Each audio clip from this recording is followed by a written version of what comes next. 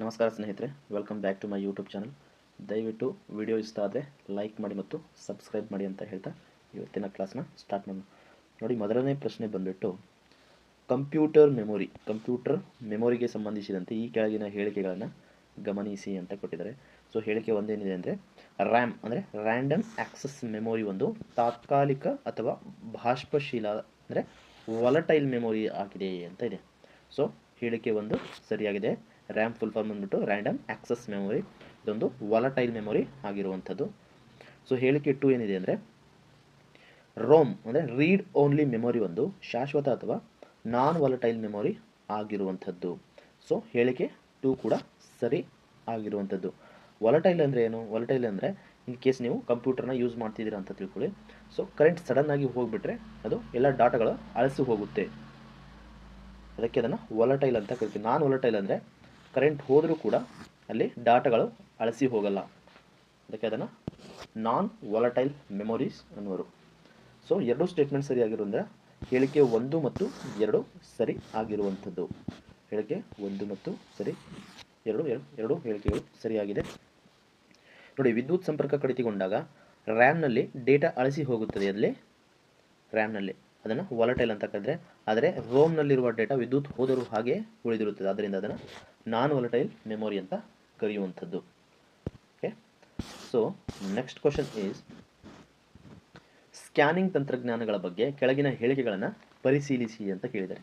Scanning ನೋಡಿ, OMR ಹೇಳಿಕೆ ಒಂದೇನಿದೆ ಅಂದರೆ OMR ಅಂದರೆ OMR ಫುಲ್ ಫಾರ್ಮ್ನ ಕೇಳ್ತಾರೆ. OMR ಅಂದರೆ ಆಪ್ಟಿಕಲ್ ಮಾರ್ಕ್ ರೀಡರ್ ತಂತ್ರಜ್ಞಾನವನ್ನು ಸ್ಪರ್ಧಾತ್ಮಕ ಪರೀಕ್ಷೆಗಳಲ್ಲಿ ಉತ್ತರ ಪತ್ರಿಕೆಗಳನ್ನು ಮೌಲ್ಯಮಾಪನ ಮಾಡಲು ಬಳಸಲಾಗುತ್ತದೆ. ಸೊ ಸರಿಯಾದ ಸ್ಟೇಟ್ಮೆಂಟ್ ಆಗಿದೆ. ಉತ್ತರ ಪತ್ರಿಕೆಗಳನ್ನು ಇದನ್ನು ರೀಡ್ ಮಾಡಲಿಕ್ಕೆ ಇದನ್ನು ಬಳಸ್ತಾರೆ. ಯಾವುದನ್ನು? OMR ಶೀಟ್ನ. ಹಾಗಾದರೆ ಹೇಳಿಕೆ 2 ಇದೆ ನೋಡಿ, ಇಲ್ಲಿ MICR ಅಂದರೆ ಮ್ಯಾಗ್ನೆಟಿಕ್ ಇಂಕ್ ಕ್ಯಾರೆಕ್ಟರ್ ರೆಕಗ್ನೈಜೇಷನ್ ಅಂದ್ರೆ ತಂತ್ರಜ್ಞಾನವನ್ನು ಬ್ಯಾಂಕ್ಗಳಲ್ಲಿ ಚೆಕ್ಗಳನ್ನು ತ್ವರಿತವಾಗಿ ಪ್ರಕ್ರಿಯೆಗೊಳಿಸಲು ಬಳಸಲಾಗುತ್ತೆ ಅಂತ. ಸೊ ಇದು ಕೂಡ ಸರಿಯಾದ. MICR ತಂತ್ರಜ್ಞಾನ ಎಲ್ಲಿ ಬಳಸ್ತಾರೆ ಅಂದರೆ ಬ್ಯಾಂಕ್ಗಳಲ್ಲಿ ಚೆಕ್ಗಳನ್ನು ತ್ವರಿತವಾಗಿ ಪ್ರಕ್ರಿಯೆಗೊಳಿಸಲು ಬಳಸುವಂಥದ್ದು. ಹಾಗಾದರೆ ಎರಡೂ ಸ್ಟೇಟ್ಮೆಂಟ್ಗಳು ಸರಿ ಆಗಿರುವಂಥದ್ದು. ನೋಡಿ, option C is the right answer. Option C is the right. ಹೇಳಿಕೆ 1 ಮತ್ತು 2 ಕೂಡ ಸರಿ ಆಗಿರುವಂಥದ್ದು. ನೋಡಿ, ಆಪ್ಟಿಕಲ್ OMR ಪೆನ್ಸಿಲ್ ಅಥವಾ ಪೆನ್ ಮಾರ್ಕ್ಗಳನ್ನು ಗುರುತಿಸುವಂಥದ್ದು. MICR ಬ್ಯಾಂಕ್ ಚೆಕ್ಗಳ ಭಾಗದಲ್ಲಿರುವ ವಿಶೇಷ ಮ್ಯಾಗ್ನೆಟಿಕ್ ಇಂಕ್ ಅಕ್ಷರಗಳನ್ನು ಇದು ಓದಲು ಸಹಾಯ ಮಾಡುವಂಥದ್ದು. MICR ತಂತ್ರಜ್ಞಾನ. So next question is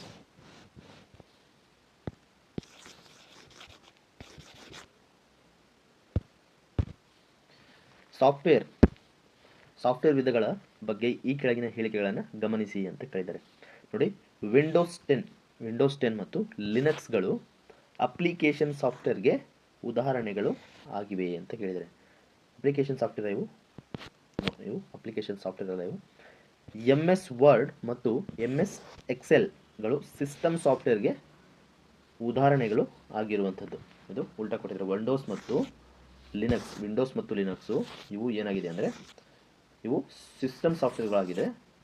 MS word ಮತ್ತು MS ಎಕ್ಸೆಲ್ ಇವು ಅಪ್ಲಿಕೇಶನ್ ಸಾಫ್ಟ್ವೇರ್ ಆಗಿರುವಂಥದ್ದು. ಸೊ ಉಲ್ಟಾಪುಟ್ಟ ಕೊಟ್ಟಿದ್ದಾರೆ.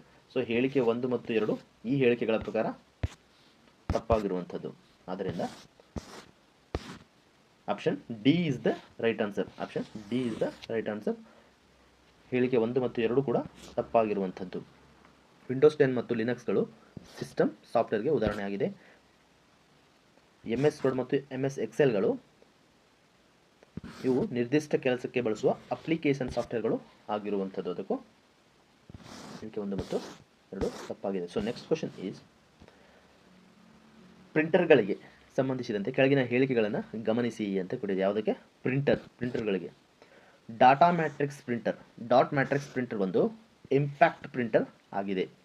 ಏನಂದರೆ ಡಾಟ್ ಮ್ಯಾಟ್ರಿಕ್ಸ್ ಪ್ರಿಂಟರ್ ಒಂದು ಇಂಪ್ಯಾಕ್ಟ್ ಪ್ರಿಂಟರ್ ಆಗಿದೆ ಅಂತ ಹೇಳಿದ್ದಾರೆ. ಸೊ ಹೇಳಿಕೆ 2 ಏನಿದೆ ಅಂದರೆ ಲೇಸರ್ ಪ್ರಿಂಟರ್ ಶಾಹಿಯ ಬದಲಾಗಿ ಡ್ರೈ ಟೋನರ್ ಪೌಡರನ್ನು ಬಳಸುತ್ತದೆ ಅಂತ ಇದೆ. ಹೇಳಿಕೆ 1 ಮಾತ್ರ ಸರಿ, ಹೇಳಿಕೆ 2 ಮಾತ್ರ ಸರಿ, ಹೇಳಿಕೆ 3 ಮಾತ್ರ ಸರಿ ಅಂತಿದೆ. ಸೊ ಎರಡು ಹೇಳಿಕೆಗಳು ಇಲ್ಲಿ ಸರಿಯಾಗಿರುವಂಥದ್ದು. ಏನು?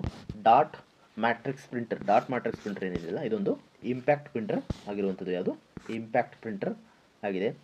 ಆಮೇಲೆ ಲೇಸರ್ ಪ್ರಿಂಟರ್ ಏನಿದೆಯಲ್ಲ ಇದು ಶಾಯಿಯ ಬದಲಾಗಿ, ಶಾಯಿ ಇಂಕ್ನ ಬದಲಾಗಿ ಡ್ರೈ ಟೋನರ್ ಪುಡಿಯನ್ನು ಎಲ್ಲಿ ಬಳಸ್ತಾರೆ ಅಂದರೆ ಲೇಸರ್ ಪ್ರಿಂಟರ್ನಲ್ಲಿ ಬಳಸುವಂಥದ್ದು. ಹಾಗಾಗಿ ಹೇಳಿಕೆ 1 ಮತ್ತು 2 ಸರಿ ಆಗಿರುವಂಥದ್ದು. ಓಕೆನಾ?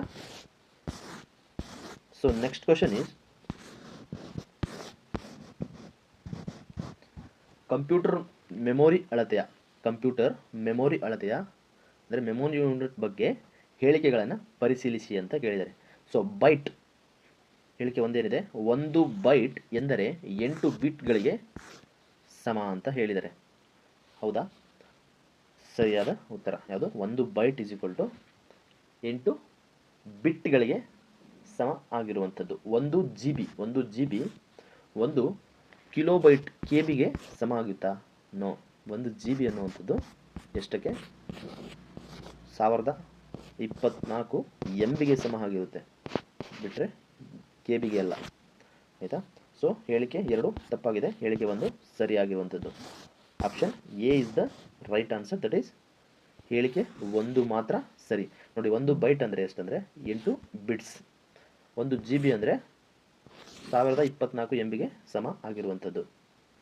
ನೋಡಿ, 1024 KB ಏನಂತ ಕರಿತೀವಿ? 1 MB ಅಂತ ಕರೆಯುವಂಥದ್ದು. ಅದರಿಂದ ಹೇಳಿಕೆ 2 ತಪ್ಪಾಗಿರುವಂಥದ್ದು. ಸೊ ನೆಕ್ಸ್ಟ್ ಕ್ವಶನ್ ನೋಡಿ, ಇಲ್ಲಿ ಇನ್ಪುಟ್ ಮತ್ತು ಔಟ್ಪುಟ್ ಸಾಧನಗಳ ಬಗ್ಗೆ ಈ ಕೆಳಗಿನ ಹೇಳಿಕೆಗಳನ್ನು ಗಮನಿಸಿ ಅಂತ ಕೊಟ್ಟಿದ್ದಾರೆ. ಇನ್ಪುಟ್ ಸಾಧನ ನೋಡಿ, ಹೇಳಿಕೆ ಒಂದೇನಿದೆ, ಕೀಬೋರ್ಡ್ ಮೌಸ್ ಮತ್ತು ಮೈಕ್ರೋಫೋನ್ಗಳು ಇನ್ಪುಟ್ ಸಾಧನಗಳಾಗಿವೆ. ಹೇಳಿಕೆ 1 ಸರಿಯಾಗಿದೆ. ಹೇಳಿಕೆ 1 ಏನಾಗಿದೆ? ಸರಿಯಾಗಿದೆ. ಮೌಸ್, ಕೀಬೋರ್ಡ್, ಮೈಕ್ರೋಫೋನ್ ಇವೆಲ್ಲ ಇನ್ಪುಟ್ ಸಾಧನಗಳಿಗೆ ಉದಾಹರಣೆ ಆಗಿರುವಂಥದ್ದು. ನೋಡಿ, ಹೇಳಿಕೆ 2 ಏನಿದೆ ಅಂದರೆ ಮಾನಿಟರ್, ಪ್ರಿಂಟರ್ ಮತ್ತು ಸ್ಪೀಕರ್ ಇವು ಔಟ್ಪುಟ್ ಸಾಧನ ಆಗಿರುವಂಥದ್ದು. ಈ ಹೇಳಿಕೆಗಳು ಕೂಡ ಸರಿಯಾಗಿರುವಂಥದ್ದು. ಮಾನಿಟರ್, ಪ್ರಿಂಟರ್ ಮತ್ತು ಸ್ಪೀಕರ್ ಯಾವುದಕ್ಕೆ? ಔಟ್ಪುಟ್ ಸಾಧನಗಳಿಗೆ ಉದಾಹರಣೆ ಆಗಿರುವಂಥದ್ದು. ಸೊ ಹೇಳಿಕೆ 1 ಮತ್ತು 2 ಸರಿ ಆಗಿರುವಂಥದ್ದು. ನೋಡಿ, ಕಂಪ್ಯೂಟರ್ಗೆ ಡೇಟಾ ಅಥವಾ ಸೂಚನೆಗಳನ್ನು ನೀಡಲು ಬಳಸುವ ಸಾಧನಗಳು, ಅದನ್ನು ಇನ್ಪುಟ್ ಸಾಧನಗಳಂತ ಕರೆದರೆ ಫಲಿತಾಂಶವನ್ನು ಪಡೆಯಲು ಬಳಸುವ ಸಾಧನಗಳನ್ನು ನಾವೆಂತ ಕರಿತೀವಿ? ಔಟ್ಪುಟ್ ಸಾಧನಗಳು ಅಂತ ಕರೆಯುವಂಥದ್ದು. ಸೊ ನೆಕ್ಸ್ಟ್ ಕ್ವಶನ್ ನೋಡಿ, ಇಲ್ಲಿ ಕಂಪ್ಯೂಟರ್ ಮೆಮೊರಿಗೆ ಸಂಬಂಧಿಸಿದಂತೆ ಕೆಳಗಿನ ಹೇಳಿಕೆಗಳನ್ನು ಪರಿಶೀಲಿಸಿ ಅಂತ ಕೊಟ್ಟಿದ್ದಾರೆ. ನೋಡಿ, ಹಾರ್ಡ್ ಡಿಸ್ಕ್ ಅಂದರೆ HDD ಮತ್ತು ಸಾಲಿಡ್ ಸ್ಟೇಟ್ ಡ್ರೈವ್ SSD ಅಂತ ಬರುತ್ತೆ. SSD ಅಂದರೆ ಫುಲ್ ಫಾರ್ಮ್ ಕೇಳ್ತಾರೆ ಸ್ನೇಹಿತರೆ, ಸಾಲಿಡ್ ಸ್ಟೇಟ್ ಡ್ರೈವ್. ಇದು ಕಂಪ್ಯೂಟರ್ನ ಸ್ಪೀಡ್ ಮಾಡಲಿಕ್ಕೆ ಇದು ಹೆಲ್ಪ್ ಆಗುವಂಥದ್ದು. ಸ್ಪೀಡ್ ಮಾಡಲಿಕ್ಕೂ ಹೆಲ್ಪ್ ಆಗುತ್ತೆ ಮತ್ತು ಸ್ಟೋರೇಜ್ಗೂ ಕೂಡ ಇದು ಹೆಲ್ಪ್ ಆಗುವಂಥದ್ದು. ಇವುಗಳು ಪ್ರಾಥಮಿಕ ಮೆಮೊರಿಗೆ ಉದಾಹರಣೆ ಆಗಿದೆ ಅಂತ ಕೇಳಿದ್ದಾರೆ. ನೋಡೋಣ. ಸೊ ಹೇಳಿಕೆ 2, ಕ್ಯಾಶೆ ಮೆಮೊರಿ ರ್ಯಾಮ್ಗಿಂತ ಹೆಚ್ಚು ವೇಗವಾಗಿ ಕಾರ್ಯನಿರ್ವಹಿಸುವಂಥದ್ದು. ಸೊ ಇವು ಪ್ರೈಮರಿ ಮೆಮೊರಿಗೆ ಇದು ಉದಾಹರಣೆ ಆಗಿಲ್ಲ, ಬಟ್ ಹೇಳಿಕೆ 2 ಸರಿಯಾಗಿದೆ. ನೋಡಿ, ಹೇಳಿಕೆ 2 ಸರಿ ಆಗಿರುವಂಥದ್ದು. ಕ್ಯಾಶೆ ಮೆಮೊರಿ ರ್ಯಾಮ್ಗಿಂತ ಹೆಚ್ಚು ವೇಗವಾಗಿ ಕಾರ್ಯನಿರ್ವಹಿಸುತ್ತದೆ.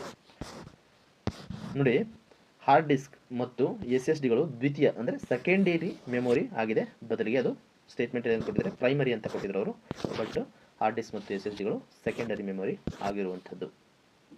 ನೋಡಿ, ಕ್ಯಾಶೆ ಮೆಮೊರಿಯು CPU ಮತ್ತು ರ್ಯಾಮ್ ನಡುವೆ ಇರುವಂಥದ್ದು ಮತ್ತು ಇದು ಅತ್ಯಂತ ವೇಗವಾಗಿ ಕೆಲಸ ಮಾಡುತ್ತದೆ. CPU ಮತ್ತು ರ್ಯಾಮ್ ನಡುವೆ ಯಾವುದಿರುತ್ತೆ? ಕ್ಯಾಶೆ ಮೆಮೊರಿ ಇರುತ್ತೆ. ಇದು ಅತ್ಯಂತ ವೇಗವಾಗಿ ಕೆಲಸ ಮಾಡುತ್ತದೆ. ಆದ್ದರಿಂದ so next question is CPU central processing ಯೂನಿಟ್ನ ಘಟಕಗಳ ಬಗ್ಗೆ ಈ ಕೆಳಗಿನ ಹೇಳಿಕೆಗಳನ್ನು ಗಮನಿಸಿ ಅಂತ ಕೇಳಿದ್ದಾರೆ. ಸೆಂಟ್ರಲ್ ಪ್ರೊಸೆಸಿಂಗ್ ಯೂನಿಟ್ನ ಘಟಕಗಳ ಬಗ್ಗೆ ಈ ಕೆಳಗಿನ ಹೇಳಿಕೆಗಳನ್ನು ಗಮನಿಸಿ ಅಂತ ಕೊಟ್ಟಿದ್ದಾರೆ. CPU ಇರುತ್ತೆ ಯಾವುದದು?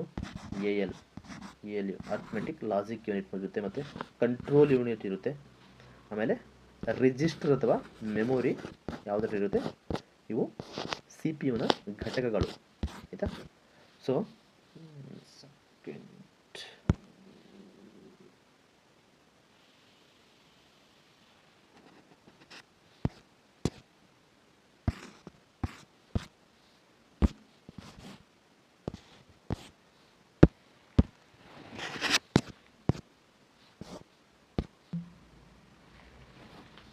ಎಲ್ಲಿರುತ್ತೆ? CPU ALU ಕಂಟ್ರೋಲ್ ಯೂನಿಟ್ ಮತ್ತು ರಿಜಿಸ್ಟರ್ಗಳು ಇರುವಂಥದ್ದು. ನೋಡಿ, ALU ಅರ್ಥಮೆಟಿಕ್ ಲಾಜಿಕ್ ಯೂನಿಟ್ ಗಣಿತ ಮತ್ತು ತಾರ್ಕಿಕ ಕಾರ್ಯಾಚರಣೆಗಳನ್ನು ನಿರ್ವಹಿಸುತ್ತದೆ. ಹಾಗಾದರೆ ಹೇಳಿಕೆ 1 ಸರಿಯಾಗಿದೆ. ಏನು ಮಾಡ್ತದೆ? ALU ಗಣಿತ ಮತ್ತು ತಾರ್ಕಿಕ ಕಾರ್ಯಾಚರಣೆಗಳನ್ನು ನಿರ್ವಹಣೆ ಮಾಡುವಂಥದ್ದು. ಹೇಳಿಕೆ 2 ಏನಿದೆ ಅಂದರೆ ಕಂಟ್ರೋಲ್ ಯೂನಿಟ್ ಕಂಪ್ಯೂಟರ್ನ ಎಲ್ಲ ಭಾಗಗಳ ಕಾರ್ಯಾಚರಣೆಗಳನ್ನು ನಿಯಂತ್ರಿಸುತ್ತದೆ ಮತ್ತು ನಿರ್ದೇಶಿಸುತ್ತದೆ. ಇದರ ಮುಖ್ಯ ಕಾರ್ಯನು ಡೈರೆಕ್ಷನ್ ಕೊಡೋದು, ಕಂಪ್ಯೂಟರ್ನ ಎಲ್ಲ ಭಾಗಗಳನ್ನು ನಿಯಂತ್ರಣದಲ್ಲಿರೋದು ಮತ್ತು ನಿರ್ದೇಶನ ಅಂದರೆ ಡೈರೆಕ್ಷನ್ನ ಈ ಕೆಲಸವನ್ನು ನೀನು ಮಾಡು ಅಂತ ಹೇಳಿಬಿಟ್ಟು ಡೈರೆಕ್ಷನ್ನ ನೀಡುವಂಥದ್ದು ಆಗಿರುವಂಥದ್ದು. ಆದ್ದರಿಂದ ಹೇಳಿಕೆ 1 ಮತ್ತು 2 ಸರಿ ಆಗಿರುವಂಥದ್ದು. ನೋಡಿ, ಎರಡೂ ಹೇಳಿಕೆಗಳು ಸರಿಯಾಗಿದೆ. CPU ಮುಖ್ಯವಾಗಿ 3 ಭಾಗಗಳನ್ನು ಹೊಂದಿದೆ. ಎಯಲ್ಲಿ ಇದು ಲೆಕ್ಕಾಚಾರಗಳಿಗೆ, ಕಂಟ್ರೋಲ್ ಯೂನಿಟ್ ನಿಯಂತ್ರಣಕ್ಕಾಗಿ ಮತ್ತು ರಿಜಿಸ್ಟರ್ ತಾತ್ಕಾಲಿಕ ಸಂಗ್ರಹಣಾ ಮೆಮೊರಿ ಆಗಿರುವಂಥ. ಆದ್ದರಿಂದ ಎರಡೂ ಹೇಳಿಕೆಗಳು ಸರಿ ಆಗಿದೆ. So next question is operating system ಬಗ್ಗೆ ಕೆಳಗಿನ ಹೇಳಿಕೆಗಳನ್ನು ಗಮನಿಸಿ ಅಂತ ಕೊಟ್ಟಿವಿ. OS full form operating system. ನೋಡಿ, ಆಪರೇಟಿಂಗ್ ಸಿಸ್ಟಮ್ ಬಳಕೆದಾರ ಅಂದರೆ ಯೂಸರ್ ಮತ್ತು ಕಂಪ್ಯೂಟರ್ ಹಾರ್ಡ್ವೇರ್ ನಡುವೆ ಮಧ್ಯವರ್ತಿಯಾಗಿ ಕಾರ್ಯ ನಿರ್ವಹಿಸುತ್ತದೆ ಅಂತ ಇದೆ. ಆಂಡ್ರಾಯ್ಡ್ ನೆಕ್ಸ್ಟ್ ಹೇಳಿಕೆ ಏನಿದೆ ಅಂದರೆ ಆಂಡ್ರಾಯ್ಡ್ ಮತ್ತು iOSಗಳು ಮೊಬೈಲ್ ಆಪರೇಟಿಂಗ್ ಸಿಸ್ಟಮ್ಗಳಿಗೆ ಉದಾಹರಣೆ ಆಗಿರುವಂಥದ್ದು. ಹೇಳಿಕೆ 1 ಸರಿಯಾಗಿದೆ. ಆಮೇಲೆ ಹೇಳಿಕೆ 2 ಕೂಡ ಸರಿ ಆಗಿರುವಂಥದ್ದು. ಹೇಳಿಕೆ 1 ಮತ್ತು 2 ಸರಿ ಆಗಿದೆ. ನೋಡಿ, operating system OS system software ಆಗಿದ್ದು, ಇದು ಸಿಸ್ಟಮ್ ಸಾಫ್ಟ್ವೇರ್ ಆಗಿದ್ದು ಸಂಪೂರ್ಣ ಕಂಪ್ಯೂಟರ್ನ ನಿಯಂತ್ರಣ ಮಾಡುವಂಥದ್ದು. ವಿಂಡೋಸ್ಗಳು ಕಂಪ್ಯೂಟರ್ OS ಅಂದರೆ ನೋಡಿ, ಆಂಡ್ರಾಯ್ಡ್ಗಳು ಸ್ಮಾರ್ಟ್ಫೋನ್ಗಳಲ್ಲಿ ಬಳಕೆ ಆಗುವಂಥದ್ದು. ಆಂಡ್ರಾಯ್ಡ್ ಐತಲ್ಲ, ಆಂಡ್ರಾಯ್ಡ್ ಮತ್ತು iOSಗಳು ಮೊಬೈಲ್ ಆಪರೇಟಿಂಗ್ ಸಿಸ್ಟಮ್ ಆದರೆ ಆಪರೇಟಿಂಗ್ ಸಿಸ್ಟಮ್ ಬಳಕೆದಾರರು ಮತ್ತು ಕಂಪ್ಯೂಟರ್ ಹಾರ್ಡ್ವೇರ್ ನಡುವೆ ಮಧ್ಯವರ್ತಿಯಾಗಿ ಕೆಲಸ ಮಾಡುತ್ತದೆ. ಯಾವುದು? Operating system. ಹಾಗಾಗಿ ಆಪ್ಷನ್ ಹೇಳಿಕೆ 1 ಮತ್ತು 2 ಸರಿ ಆಗಿರುವಂಥದ್ದು. ಸೊ ನೆಕ್ಸ್ಟ್ ಕ್ವಶನ್ ಈಸ್ ನಿರ್ದಿಷ್ಟ ಸಾಧನಗಳ ಕುರಿತು ಹೇಳಿಕೆಗಳನ್ನು ಪರಿಶೀಲಿಸಿ ಅಂತ ಇದೆ. ಟಚ್ ಸ್ಕ್ರೀನ್ ಕೇವಲ ಇನ್ಪುಟ್ ಸಾಧನ ಮಾತ್ರವಾಗಿ ಕಾರ್ಯನಿರ್ವಹಿಸುತ್ತದೆ. ಟಚ್ ಸ್ಕ್ರೀನ್ ಇದೆಯಲ್ಲ, ಅದು ಇನ್ಪುಟ್ ಸಾಧನವಾಗಿ ಕಾರ್ಯನಿರ್ವಹಿಸುತ್ತದೆ ಅಂತ ಹೇಳ್ತಿದ್ದಾರೆ. ಸೊ ಹೇಳಿಕೆ 2 ಇದೆ ನೋಡಿ, ಬಾರ್ಕೋಡ್ ರೀಡರ್ನ ಸಾಮಾನ್ಯವಾಗಿ ಸೂಪರ್ ಮಾರ್ಕೆಟ್ಗಳಲ್ಲಿ ಬಿಲ್ಲಿಂಗ್ ಉದ್ದೇಶಗಳಿಗಾಗಿ ಬಳಸುವಂಥದ್ದು. ಟಚ್ ಸ್ಕ್ರೀನ್ನ ಯಾವುದರಲ್ಲಿ ಬಳಸಲ್ಲ, ಓನ್ಲಿ ಇನ್ಪುಟ್ ಸಾಧನವಾಗಿ ಬಳಸಲ್ಲ, ಬದಲಿಗೆ ಔಟ್ಪುಟ್ ಸಾಧನವನ್ನಾಗಿ ಕೂಡ ಬಳಸುವಂಥದ್ದು. ಸೊ ಹೇಳಿಕೆ 2 ಮಾತ್ರ ಸರಿ. ಟಚ್ ಸ್ಕ್ರೀನ್ ಕೇವಲ ಇನ್ಪುಟ್ ಅಲ್ಲ, ಅದು ಇನ್ಪುಟ್ ಮತ್ತು ಔಟ್ಪುಟ್ ಸಾಧನ ಆಗಿರುವಂಥದ್ದು. ನೀವು ಮೊಬೈಲಲ್ಲಿ ಏನಾದರೂ ಟೈಪ್ ಮಾಡ್ತಿದ್ರೆ ನೀವು ಇನ್ಪುಟ್ ಕೊಟ್ಟರೆ ತಕ್ಷಣ ಅಲ್ಲಿ ಔಟ್ಪುಟ್ ಬರುತ್ತಲ್ವ, ಸೊ ಅದಕ್ಕೆ very important. Touch screen input ಮತ್ತು ಔಟ್ಪುಟ್ ಎರಡು ಹೌದು. ಓಕೆನಾ? ಸೊ ನೆಕ್ಸ್ಟ್ ಕ್ವಶನ್ ಈಸ್ ರ್ಯಾಮ್ನ ವಿಧಗಳ ಕುರಿತು ಕೆಳಗಿನ ಹೇಳಿಕೆಗಳನ್ನು ಗಮನಿಸಿ ಅಂತ ಕೇಳಿದ್ದಾರೆ. SRAM, ಎಸ್ ಅಂದರೆ ಸ್ಟ್ಯಾಟಿಕ್ ರ್ಯಾಂಡಮ್ ಆಕ್ಸೆಸ್ ಮೆಮೊರಿ ಅಂತ. ಎಸ್ ಸ್ಟ್ಯಾಂಡ್ಸ್ ಫಾರ್ ಸ್ಟ್ಯಾಟಿಕ್ ಅನ್ನು ಪದೇ ಪದೇ ರಿಫ್ರೆಶ್ ಮಾಡುವ ಅವಶ್ಯಕತೆ ಇರುವುದಿಲ್ಲ ಅಂತ ಹೇಳಿದರೆ. ಸೊ DRAM ಅಂತ ಬರುತ್ತೆ, ಡೈನಾಮಿಕ್ ರ್ಯಾಮ್ ಮೆಮೊರಿಯು SRAMಗಿಂತ ಹೆಚ್ಚು ವೇಗವಾಗಿ ಕಾರ್ಯನಿರ್ವಹಿಸುತ್ತದೆ ಅಂತ ಇದೆ. ಸೊ DRAM ಮೆಮೊರಿಯು SRAMಗಿಂತ ಹೆಚ್ಚು ವೇಗವಾಗಿ ಕಾರ್ಯನಿರ್ವಹಿಸುತ್ತದೆ. ಹೇಳಿಕೆ 2 ಸರಿಯಾಗಿದೆ. SRAM ಅನ್ನು ಪದೇ ಪದೇ ರಿಫ್ರೆಶ್ ಮಾಡುವ ಅವಶ್ಯಕತೆ ಇರುವುದಿಲ್ಲ ಅಂತ, ಬಟ್ ಅದನ್ನು ರಿಫ್ರೆಶ್ ಅಗತ್ಯವಿಲ್ಲ. ನೋಡಿ, SRAM ಅನ್ನು ರಿಫ್ರೆಶ್ ಮಾಡುವ ಅಗತ್ಯವಿಲ್ಲ. ವೇಗದ ವಿಚಾರಕ್ಕೆ ಬಂದರೆ, ಯಾವುದಕ್ಕೆ? ವೇಗದ ವಿಚಾರಕ್ಕೆ ಬಂದರೆ SRAM ಮೆಮೊರಿಯು DRAMಗಿಂತ ವೇಗವಾಗಿರುತ್ತದೆ.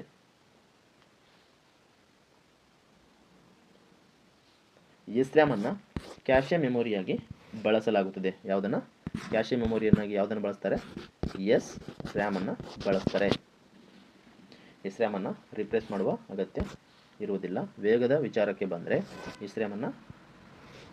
SRAM ಮೆಮೊರಿಯು DRAMಗಿಂತ ಹೆಚ್ಚು ಇದು ವೇಗವಾಗಿರುತ್ತೆ. SRAM ಜಾಸ್ತಿ ವೇಗವಾಗಿರುತ್ತೆ ಕಂಪೇರ್ ಟು DRAM. ಸೊ ಅದಕ್ಕೆ ಹೇಳಿಕೆ 1 ಮಾತ್ರ ಸರಿ ಆಗಿರುವಂಥದ್ದು. ಸೊ ನೆಕ್ಸ್ಟ್ ಕ್ವಶನ್ ನೋಡಿ, ಇಲ್ಲಿ ಆಪ್ಟಿಕಲ್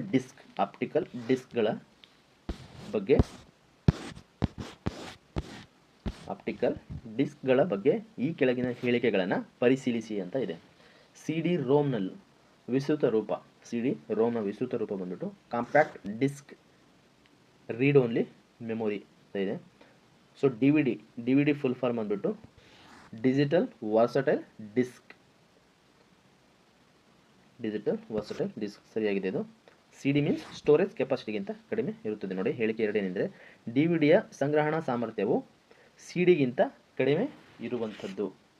CD-ಗಿಂತ ಕಡಿಮೆ ಇರುತ್ತೆ. ಯಾವುದು? DVDದು. ಇದು CD-ROM ಅಂದರೆ ಏನು ಗೊತ್ತಾ? ಸಾರಿ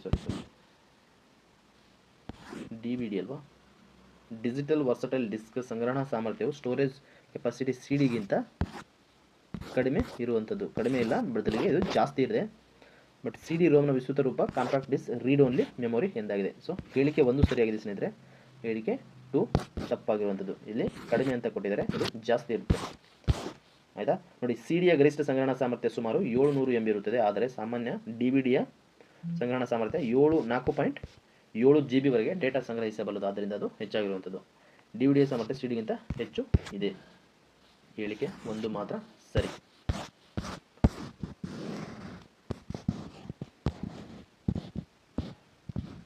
ನೋಡಿ, ಔಟ್ಪುಟ್ ಸಾಧನಗಳ ಕುರಿತು ಕೆಳಗಿನ ಹೇಳಿಕೆಗಳನ್ನು ಗಮನಿಸಿ ಅಂತ ಕೋರಿದ್ದಾರೆ.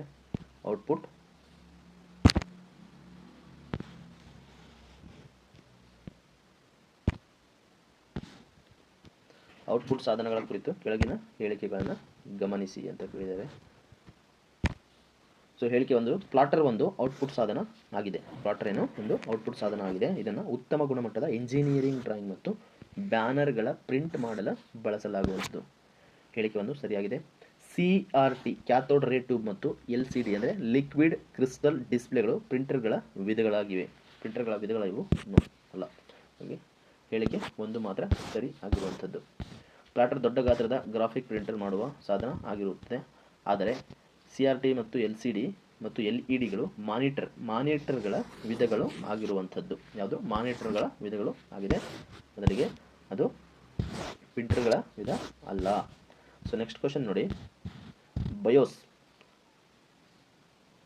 ಮತ್ತು ಬೂಟಿಂಗ್ ಬಗ್ಗೆ ಕೆಳಗಿನ ಹೇಳಿಕೆಗಳನ್ನು ಪರಿಶೀಲಿಸಿ ಅಂತ ಕೇಳಿದ್ದಾರೆ. ಸೊ ಬಯೋಸ್ ಬೇಸಿಕ್ ಇನ್ಪುಟ್ ಮತ್ತು ಔಟ್ಪುಟ್ ಸಿಸ್ಟಮ್ ಪ್ರೋಗ್ರಾಮನ್ನು ಕಂಪ್ಯೂಟರ್ನ ರೋಮ್ ರೀಡ್ ಓನ್ಲಿ ಮೆಮೊರಿನಲ್ಲಿ ಸಂಗ್ರಹಿಸಲಾಗಿರುತ್ತದೆ ಅಂತ ಕೇಳಿದ್ದಾರೆ. ಹೇಳಿಕೆ 2 ಏನೆಂದರೆ, ಕಂಪ್ಯೂಟರನ್ನು ಆನ್ ಮಾಡಿದ ತಕ್ಷಣವೇ ನಡೆಯುವ ಬೂಟಿಂಗ್ ಪ್ರಕ್ರಿಯೆಯನ್ನು ಬಯೋಸ್ ಪ್ರಾರಂಭಿಸುತ್ತದೆ ಮತ್ತು ನಿಯಂತ್ರಣ ಮಾಡುವಂಥದ್ದು. ಸೊ 2 ಹೇಳಿಕೆಗಳು ಸರಿ ಆಗಿದೆ. ಸೊ ಕಂಪ್ಯೂಟರ್ ಪ್ರಾರಂಭವಾಗದಾಗ ಹಾರ್ಡ್ವೇರ್ ಪರೀಕ್ಷಿಸುವ ಪ್ರಕ್ರಿಯೆ ಮತ್ತು OS ಅನ್ನು ಲೋಡ್ ಮಾಡುವ ಪ್ರಕ್ರಿಯೆಯನ್ನು ಏನಂತ ಕರಿತೀವಿ ಅಂದರೆ ಬಯೋಸ್ನಿಂದಲೇ ನಡೆಸುತ್ತದೆ. ಇದು ಶಾಶ್ವತವಾಗಿ ರೋಮ್ನಲ್ಲಿ ಇರುವಂಥದ್ದು. ಯಾವುದು? BIOS. So next question is, computer ಪೋರ್ಟ್ಗಳು ಮತ್ತು ಸಂಗ್ರಹಣಾ ಸಾಧನಗಳ ಬಗ್ಗೆ ಕೆಳಗಿನ ಹೇಳಿಕೆಗಳನ್ನು ಗಮನಿಸಿ ಅಂತ ಕೇಳಿದರೆ. ಕಂಪ್ಯೂಟರ್ ಪೋರ್ಟ್ಗಳು ಮತ್ತು ಸಂಗ್ರಹಣಾ ಸಾಧನಗಳ ಬಗ್ಗೆ. ಸೊ ಹೇಳಿಕೆ 1 ಏನೆಂದರೆ, ಫ್ಲ್ಯಾಶ್ ಡ್ರೈವ್ ಅಂದರೆ ಪೆನ್ ಡ್ರೈವ್ಗಳು ಮ್ಯಾಗ್ನೆಟಿಕ್ ಸ್ಟೋರೇಜ್ ತಂತ್ರಜ್ಞಾನವನ್ನು ಆಧರಿಸಿವೆ ಅಂತ ಹೇಳಿದ್ದಾರೆ. ಯಾವುದು? ಮ್ಯಾಗ್ನೆಟಿಕ್ ಸ್ಟೋರೇಜ್ ತಂತ್ರಜ್ಞಾನವನ್ನು ಆಧರಿಸಿವೆ ಅಂತ ಹೇಳಿದ್ದಾರೆ. USB ಅಂದರೆ ಯೂನಿವರ್ಸಲ್ ಸೀರಿಯಲ್ ಬಸ್ ಸಾಧನಗಳು ಪ್ಲಗ್ ಅಂಡ್ ಪ್ಲೇ ವೈಶಿಷ್ಟ್ಯವನ್ನು ಹೊಂದಿರುವಂಥದ್ದು. ಸೊ 2 ಮಾತ್ರ ಸರಿಯಾಗಿದೆ. ಯಾವ ಹೇಳಿಕೆ? ಹೇಳಿಕೆ 2 ಮಾತ್ರ ಸರಿ ಆಗಿರುವಂಥದ್ದು. ಯಾವುದು? USB ಸಾಧನಗಳು ಪ್ಲಗ್ ಅಂಡ್ ಪ್ಲೇ ವೈಶಿಷ್ಟ್ಯವನ್ನು ಹೊಂದಿರುತ್ತದೆ. ಫ್ಲ್ಯಾಶ್ ಡ್ರೈವ್ ಪೆನ್ ಡ್ರೈವ್ಗಳು ಮ್ಯಾಗ್ನೆಟಿಕ್ ಸ್ಟೋರೇಜ್ ತಂತ್ರಜ್ಞಾನವನ್ನು ಆಧರಿಸಿಲ್ಲ. ಬದಲಿಗೆ ಇದು flash memory, solid state or flash memory ತಂತ್ರಜ್ಞಾನವನ್ನು ಇಲ್ಲಿ ಬಳಸಲಾಗುವಂಥದ್ದು. ಯಾವುದು? ಸಾಲಿಡ್ ಸ್ಟೇಟ್ ಅಥವಾ ಫ್ಲ್ಯಾಶ್ ಮೆಮೊರಿಯನ್ನು ಬಳಸ್ತಾರೆ. So thank you so much friends. ದಯವಿಟ್ಟು ವಿಡಿಯೋ ಲೈಕ್ ಆದರೆ, ಕ್ವಶನ್ಗಳು ಲೈಕ್ ಆದರೆ ದಯವಿಟ್ಟು ವಿಡಿಯೋನ ಸಬ್ಸ್ಕ್ರೈಬ್ ಮಾಡಿ ಅಂತ ಹೇಳ್ತಾ ಇಲ್ಲಿ ಕ್ಲಾಸ್ನ ಮುಗಿಸ್ತಾ ಇದ್ದೀನಿ. Thank you.